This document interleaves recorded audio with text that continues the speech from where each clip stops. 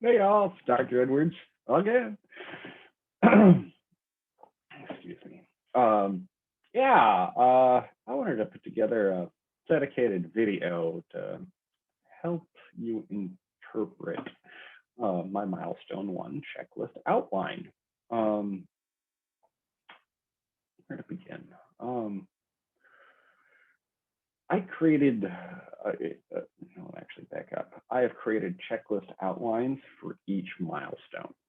All right, and I did this largely because the guidelines and rubrics, uh, pretty vague, and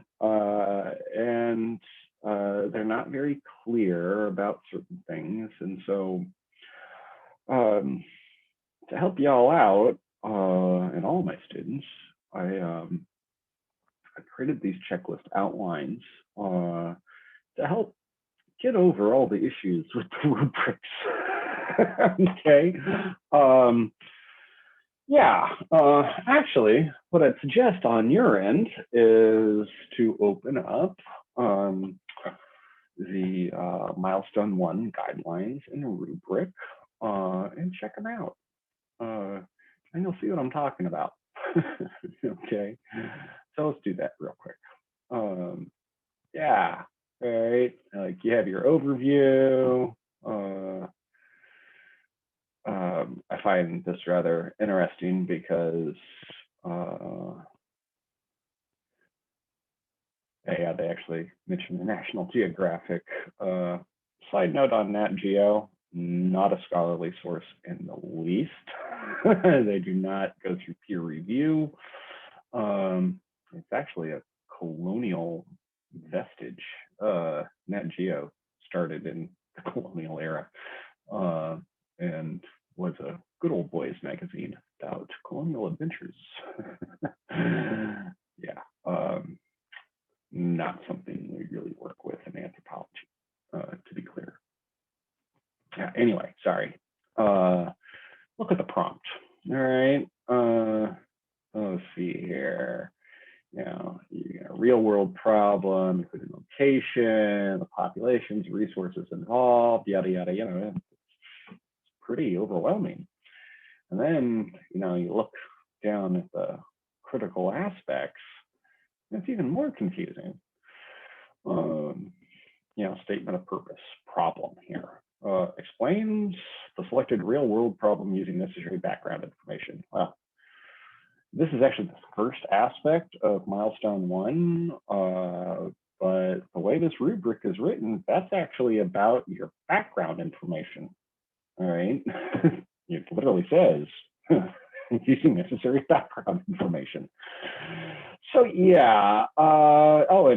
There's another one in here. Viability, research question, viability and feasibility. All right. You read this and it says research question is viable and feasible. It gives you absolutely no insight, no understanding of what that is. And unless I was here to tell you, you don't actually write that, you'd probably waste time on it. But guess what? That's what my checklist outlines are all about. I take everything in the rubric, in the guidelines, I break it down section by section, I clarify each and offer my very focused and very targeted suggestions for how to approach each. Now, another thing, I mentioned this in my first mod announcement, I have sample white papers for you all. And I suggest you check each of them out. And while each of them is unique, all right, each of the problems are unique to each student that wrote each project, all right, that's not so important for our purposes here. What is of importance is how they went about it, okay? Because how they went about it is a reflection of the research process. And it is a process. It is not something you can do just off the cuff or shoot from the hip, crank out in an hour. That's not research. Okay. Research, should actually be started exploring your initial ideas. Yeah, but this course is in a large part a crash course in how to conduct and write professional research. And it's an incredibly valuable skill set to have because as anthropologists, this is what we actually get paid for, all right, in some form or another, all right, as applied anthros, not academic anthros that are just for knowledge sake. Yeah, they live off of fat grants. Right. Not us anthros who do it for a living to pay the bills. That's me, by the way. Yes, I do academic anthro as well, but I definitely don't do that to pay the bills. All right, so let's flip back on over to my milestone 1 checklist outline. And you'll see here, I use the sections that are from the rubric, right, such as statement of purpose, problem. But then you'll see that I also offer, a more descriptive title of what that actually is. For example, AKA your introduction, all right? That is your statement of purpose problem, all right? Statement of purpose is actually what your entire milestone 1 is referred to. It equates to a proposal you would submit in the real world to be approved or apply for a grant for funds to conduct the research, all right? And I am serving as your agency, your institution to vet all of that, okay? But if you were just to go with the guidelines, it would be difficult to figure that out. So here we go. Your introduction is has one key goal, to identify, define, and outline your problem in a robust paragraph, maximum 2 medium paragraphs, okay? It is not drone on forever. It is a concise statement of your problem situated within the scholarship itself, okay? That's really important because unless your problem is recognized by the scholarly community, guess what? It doesn't exist. Well, side note on that, it does exist, but you can't actually work with it until you're at least a doctoral student. Okay. Yeah. Sorry. I have horrible allergies. Blinking, nose is itching, I'm coughing. Definitely not my highest quality video. Sorry, but I need to get this to you all to help you all out. And so please forgive me. So you might think identify, define, and outline. Well, those are all really the same thing, but I am here to tell you they are not. Identifying is literally what it sounds like, putting your finger on it. That is the problem. Defining is situating it within scholarship itself. That's what I mean by if your problem is not recognized by the scholarly community, it doesn't exist, okay? So you have to disciplinarily define your problem.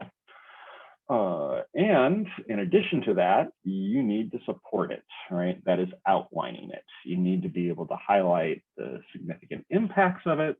That's key to actually your problem being a significant real world problem. If it doesn't have significant impacts, it's not a problem. Okay, but you got to do all of that in an introduction, all right? And that's packing a lot in there. And as I said, it can't go on for pages. You get 1 robust paragraph, max 2 medium paragraphs to do this, okay? And I'll add to that, this locks you in, all right? Once you do this, you are absolutely laser guided to the end goal, all right? Because everything that comes after your introduction is literally defined by your introduction itself. Okay. So yeah, I share with you, I have it embedded in my checklist here. It's called the upside down triangle strategy. Wow, Oof. Yeah, so this upside down triangle strategy is a particular writing technique that we use in the professional world. So why don't you go ahead and open up that embedded document so you can check it out and see what I'm talking about. And I'll add to that that this not only is a key writing strategy, it's a value for virtually any aspect within your entire capstone project. But much more specifically, this will help you identify your problem, all right, and situate it within scholarly work. So the upside down triangle strategy is, imagine, or preferably draw on a piece of paper an upside down triangle and then draw 3 horizontal lines across it. Now, the broadest level is at the top, and the broadest at the top is important because that is a symbolic reflection of your problem at the broadest possible level. Okay? And the levels, the lines that you've drawn under that, represent how you start focusing into a very specific problem, all right, within that larger, broad problem. All right, so say racism. Racism, massive, huge, fundamental problem. Thanks, colonialism. Sorry, I don't want to get too jaded here. So if you're looking at, say, some sort of like social problem, like racism, you would write racism at the very top level of your upside down triangle, all right? And that's how you get started here. Racism is such a big thing. You can't possibly cover it for the entire country or the world, right? So the name of the game is to carve your piece of the pie out of the much larger problem here. That's what this upside down triangle is helping you with. So after you've identified your problem at the broadest level, you start focusing it in, all right? And some key strategies you do to achieve that is a geographical focus, all right? And carving out a more specific aspect of the larger problem, okay? And those are what the other lines are for in the upside down triangle.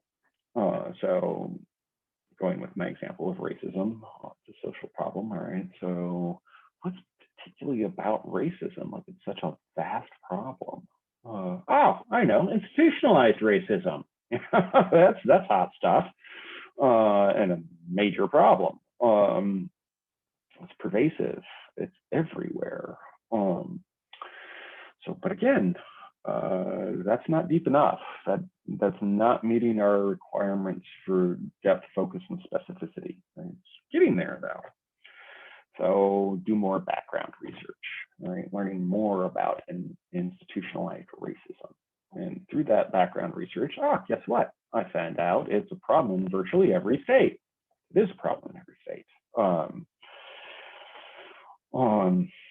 And so that gives me good, support that this is really significant. And so all I really need to do then is pick an institution, because it's institutionalized racism, all right? Not racism at large, but the form of it, institutionalized. So it looks like, from my background research, criminal justice system. That is a key place where this is really well seen, all right? But again, I can't possibly cover institutionalized racism for the entire country in 8 weeks. Not going to happen. If I were to try to, it would be so superficial in general, it would lack depth, focus, and specificity. So we need to add a geographical focus, a particular place that you will focus on. All right. And so in my background research, I find it is a major concern in Charlotte, North Carolina. And guess what? I've just carved my very focused and specific problem out of the much larger problem of racism. All right. And so to put all that together, using this example of racism, I would end up with the problem of institutionalized racism in North Carolina criminal justice system. Okay, you see, very focused, very specific, and we'll have depth. Now, in my upside down triangle, kind of right up here, I give some other examples. I give one for an environmental sustainability focus. And side note, you geospatial folks, you're unique. Aren't we all? Yeah, no, but what I mean by that is the key thing for you is you just have to be able to visualize your problem. All right, that's what geospatial is all about, visualizing. And so you could focus on a social problem, a human environmental problem, a cultural resource management problem, you name it. All of them can be visualized. That's not hard. That's just what makes geospatial really unique. All right, it is this key visualization strategy that's added. All right, so my point there is that you geospatial folks, you could pick a social problem, a human environmental problem, any and all of the above. All that's fair game. All right. A little different for environmental sustainability folks. Yours clearly has to be a human environmental problem. No ifs, ands, or buts about that. And general anthro majors, you just pretend that you have a specific concentration like environmental sustainability, sociocultural, cultural resource management, you name it. Any subfield of anthro will work. And to be clear, that's really to help you for when it comes to conducting research and writing. All right. Yeah, but just to share here real quick, one example that I give in here is about my interest in industrialized livestock production, right? Or industrialized food production. It's a huge problem all over the world. But again, I can't cover it for the whole world or even the whole US. So I gotta carve out my piece of the pie. And so, just like with the the racism example, I do initial background research. I'm familiar with my topic, my problem, and so I do research. I see it's a problem across all of the U.S. But again, it's too large. So I think probably best to pick one particular type of livestock production. All right. So I do more research to learn more about the different types of livestock that are industrially produced. And I learn a lot real quick about pig farming, and it seems to be a real key contributor to environmental degradation and human health issues. Is also a contributor to climate change, major aspects to it. So that's looking really juicy. But again, I need a geographical focus here. So I do more research and find out there's a ton of research that's been done on it in North Carolina, where hog farming is big business. That's also where a lot of the impacts of it are seen. That's why the research has been done there. Also, Jersey is another big place, South Carolina as well.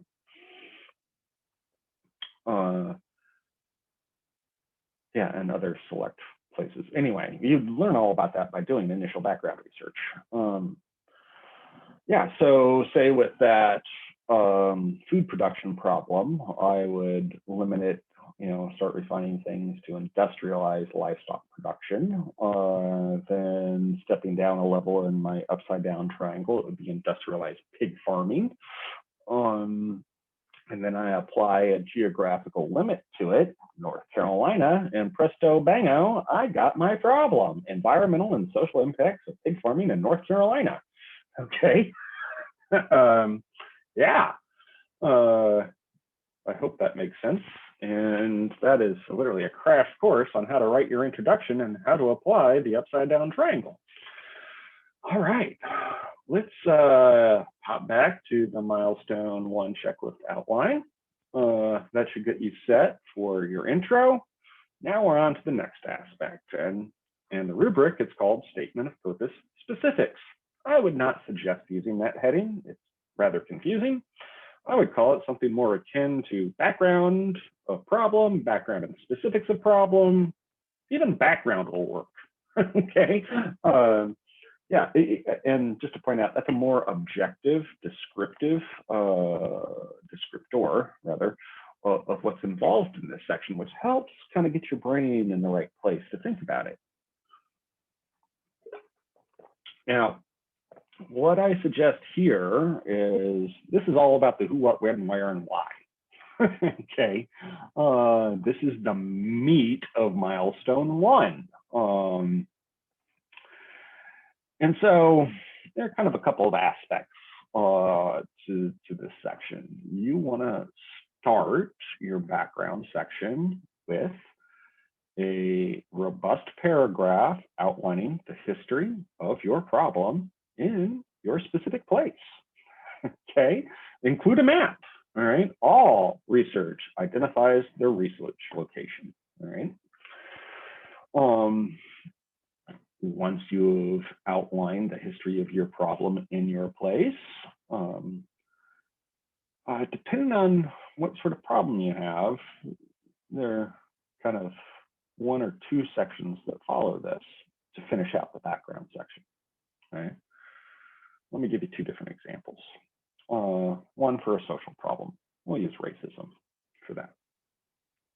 So you outline the history of racism in your particular place, right? And then thereafter, you would create a subsection called social impacts.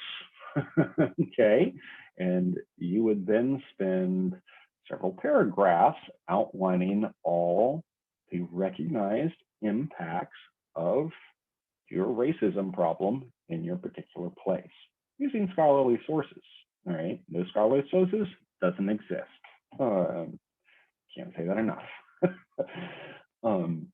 Doesn't matter if you think it, wish it, yeah, unless it has been written into scholarship itself, it doesn't exist.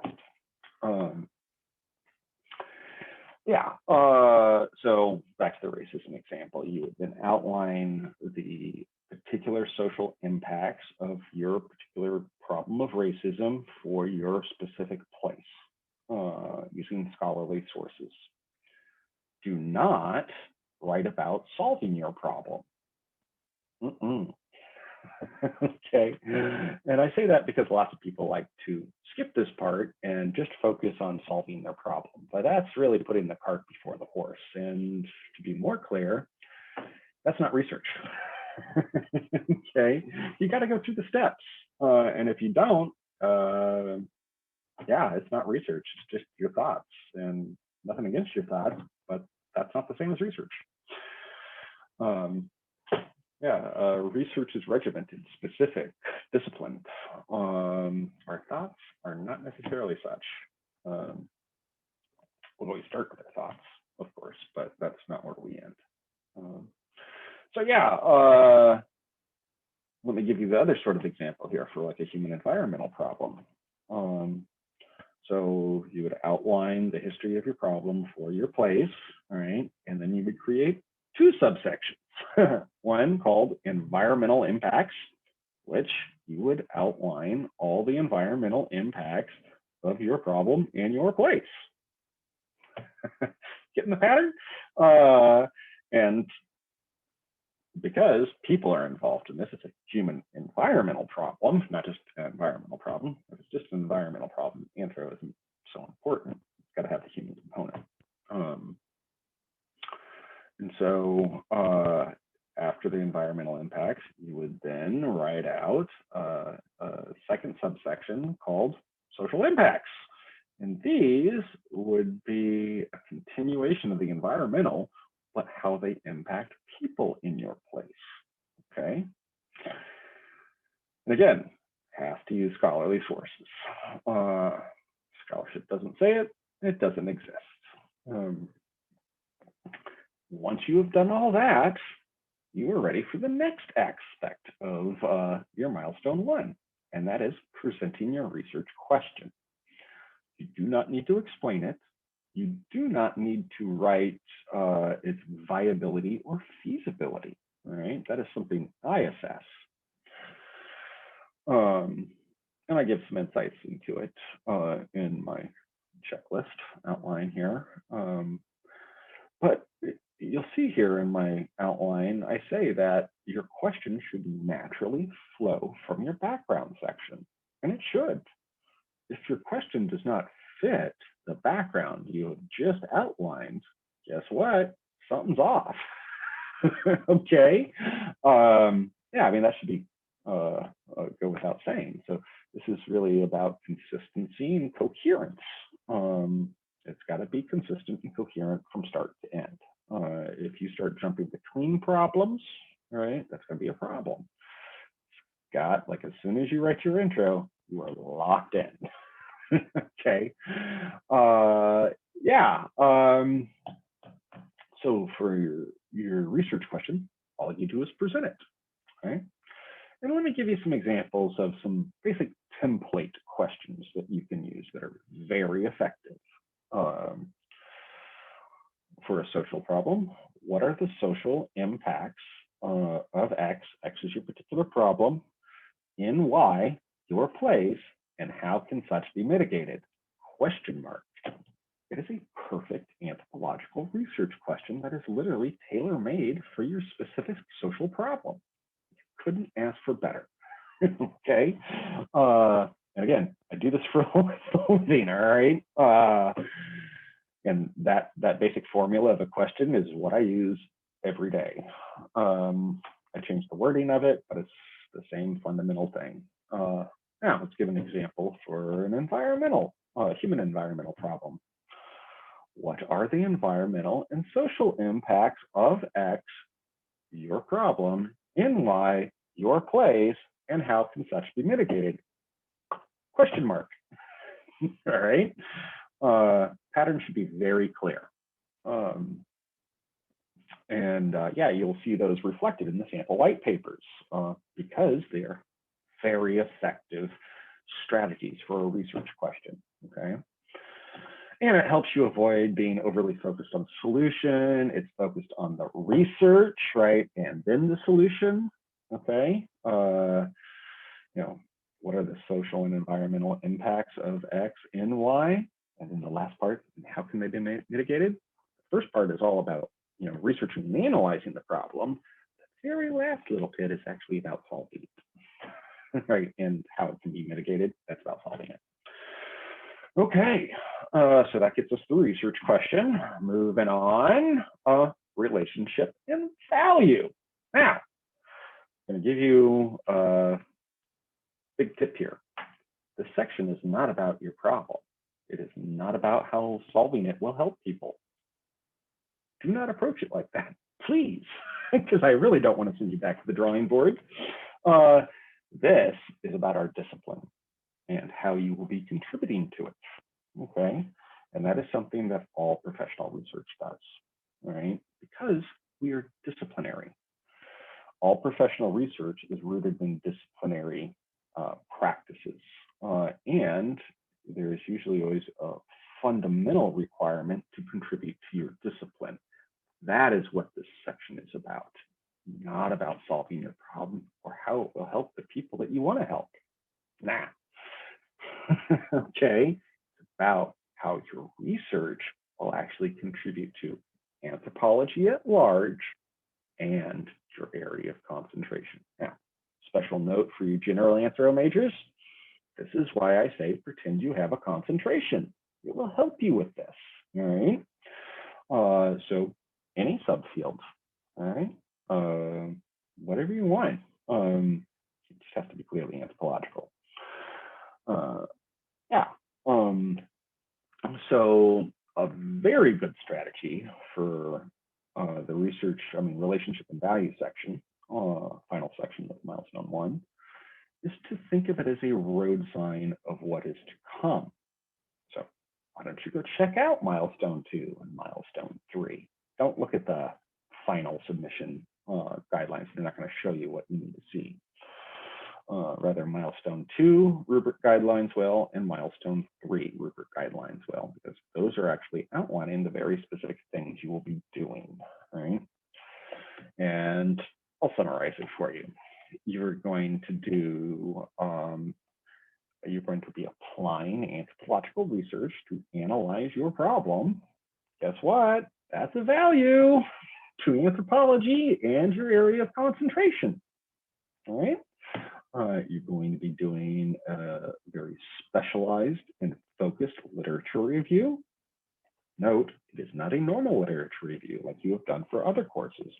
Please do not approach it as such, all right? I will explain more about it the closer we get to it, all right? But I'm telling you right here, right now, it's a specialized and focused literature review.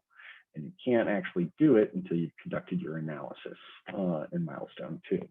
The analysis informs your lit review, which then informs your recommendations and projected success for solving your problem.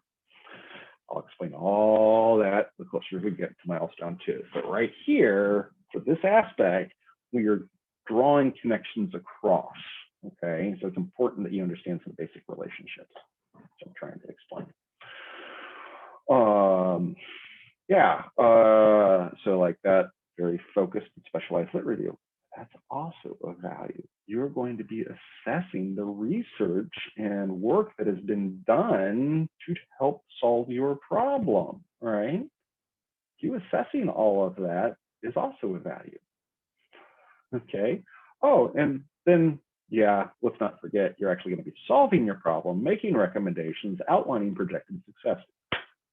That's also a value, okay? All right, so you see how none of that is actually about solving your problem and how it will help the people?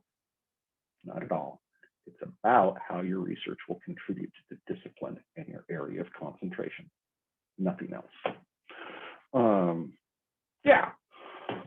All right, so the very final thing in the guidelines rubric for Milestone 1 is, of course, articulation of response. It's not a section you write, it's just something you do.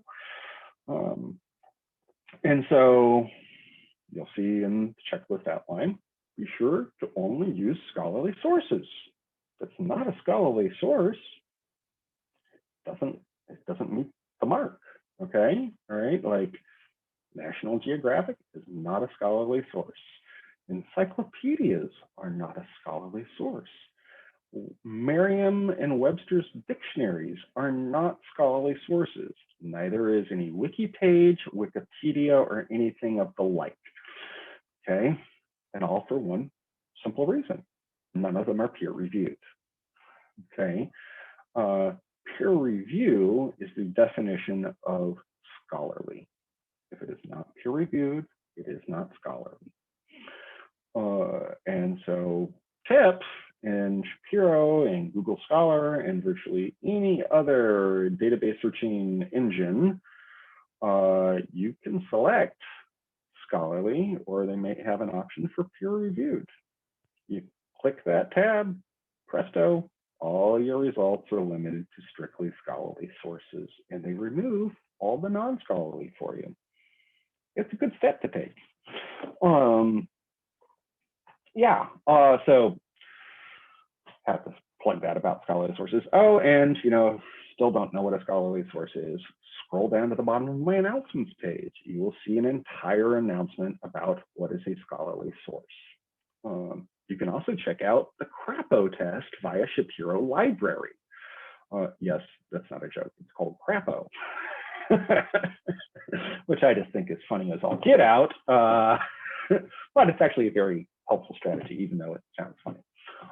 It is actually a regimented system to help you assess any given source, and it uses a point scale. And if your score falls within a certain range, source is considered scholarly. If it falls outside of that range, it is not considered scholarly. And guess what carries the most points? If it's peer reviewed.